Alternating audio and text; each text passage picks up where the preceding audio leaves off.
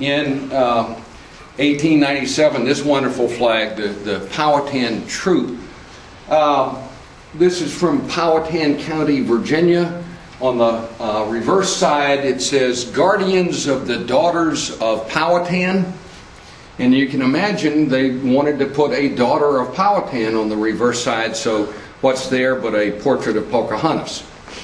Now, right off the bat, you're beginning to get a feeling that these aren't the Confederate flags that you were thinking of. This is a wonderful flag from St. John's Island, Florida. This is the flag of 2nd Florida, the St. John's Grays flag.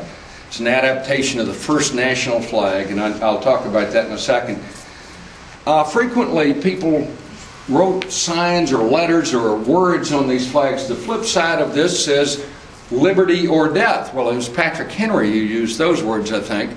Not something in the Civil War, but that's what these men were thinking of, or the women who were stitching the flags were thinking of. We put together a book on our flag collection that is out of print now. It's been very popular. What's not out of print is my tie. This is the collection of the Museum of the Confederacy on my tie, and also my belt. But this is the flag that most people associate with the Confederacy, or more appropriately, not a square flag with this white outline, but a rectangular flag without the white bunting around it. That is, if you said to most people today, what does the Confederate flag look like? That's what they would say is a rectangular version of this. So we're going to eventually get to that flag. But first I want to talk about the flags, again, that were carried into combat. At the beginning of the war, more typically it was state flags. This is a Virginia flag. Virginia did not have a flag in 1861, and they took this, they created this flag, and you see Sic Semper Tyrannis, thus always to tyrants.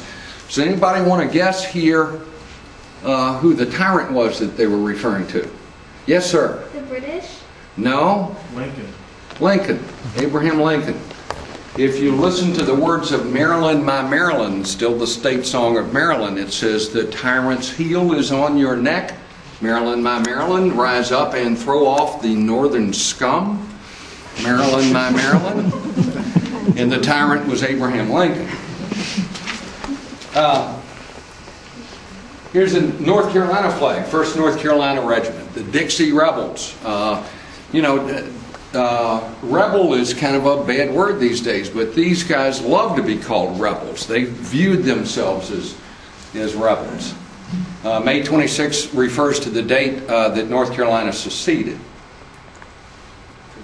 This is the South Carolina secession flag, the palmetto, on the blue field, and more frequently, this is the secession flag that was used throughout the South. That's the Bonnie Blue flag. A blue field with a white star. That is the Bonnie Blue flag of song and history, used early in the war and then not used very much after that. By the way, let me show you what no, never mind.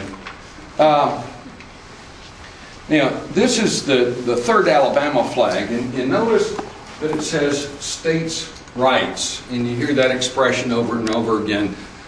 Why were these guys fighting? Well, states' rights, and states' rights doesn't translate very well into modern vocabulary.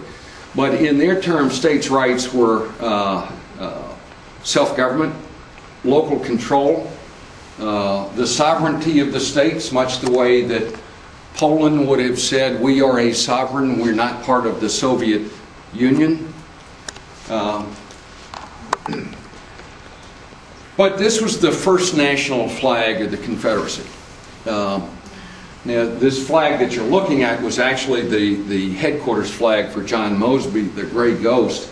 But this is the Stars and Bars, and we'll get back to the battle flags in a bit. Some people incorrectly call it the Stars and Bars, but this is the 3 bars and the stars. Looks amazingly like a colonial American flag. There was no coincidence there. The early Confederates, it was their belief that it was those Yankees who want to change all the rules, it's us Southerners who want to keep it the way it was. We want to keep it the way it was when the Constitution was written. Okay, so they wanted intentionally to have an American flag. But as soon as we got into battle, we had a problem with that first national flag. And the problem is that the Confederate Stars and Bars looks a whole lot like the Stars and Stripes. And at the first Battle of Manassas, the wind wasn't blowing, so the wrong guys start shooting at the wrong guys. And so the state flags were okay, but this first national flag, the Stars and Bars, just wasn't going to make it in combat.